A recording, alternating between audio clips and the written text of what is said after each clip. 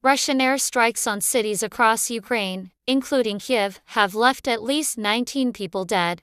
With over 10 hours after the attack, rescuers still working at the site while residents tried to retrieve some of their belongings.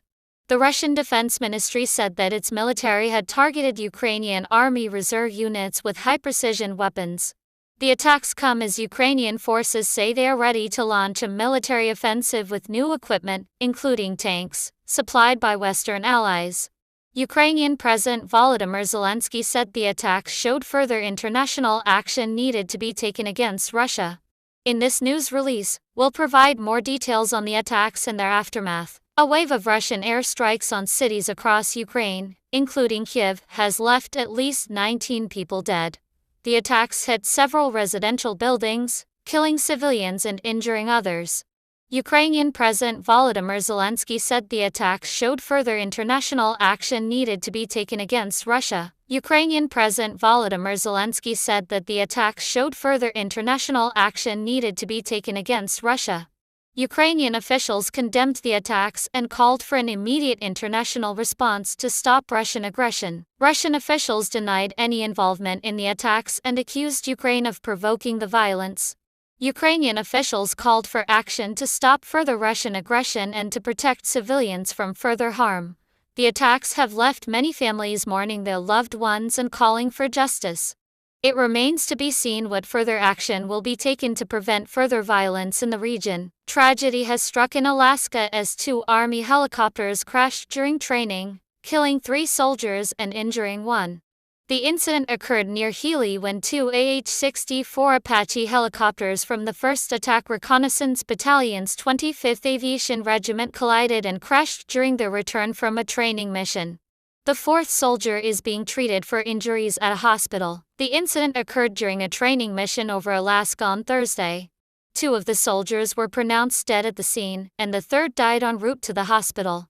The 4th soldier is currently being treated for injuries.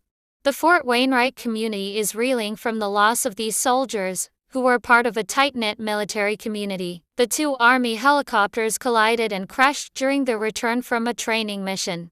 The helicopters were from the 1st Attack Reconnaissance Battalion's 25th Aviation Regiment at Fort Wainwright in Fairbanks.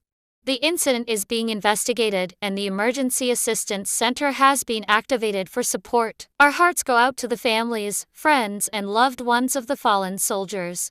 The full resources of the Army are available to support them during this difficult time. The Fort Wainwright community will come together to provide comfort and support to the families of the fallen soldiers. A deadly conflict has erupted between 2 military factions in Sudan, threatening to plunge the country into a civil war. The army is thought to have far greater firepower, including tanks, artillery, and dominance in the air, but the RSF has a mobile guerrilla force that can adapt more quickly. Both factions have access to external backers, which could prolong the conflict. This crisis could lead to a prolonged civil war, with ethnic militias emerging and taking sides. Analysts fear this conflict could widen, making it harder to contain. The military junta, led by General Abdel Fattah al-Burhan, has split into 2 factions, with the Rapid Support Forces RSF headed by General Mohammed Hamdan Dagalo holding the upper hand in Khartoum. Witnesses leaving the city have reported the RSF swarming residential areas and occupying homes, daring the army to destroy its own city. The army is thought to have far greater firepower, including tanks, artillery, and dominance in the air, but the RSF has a mobile guerrilla force that can adapt more quickly. Both factions have access to external backers, which could prolong the conflict. Analysts fear this crisis could lead to a prolonged civil war, with ethnic militias emerging and taking sides, making it harder to contain. This crisis requires urgent international attention to avoid a catastrophic outcome.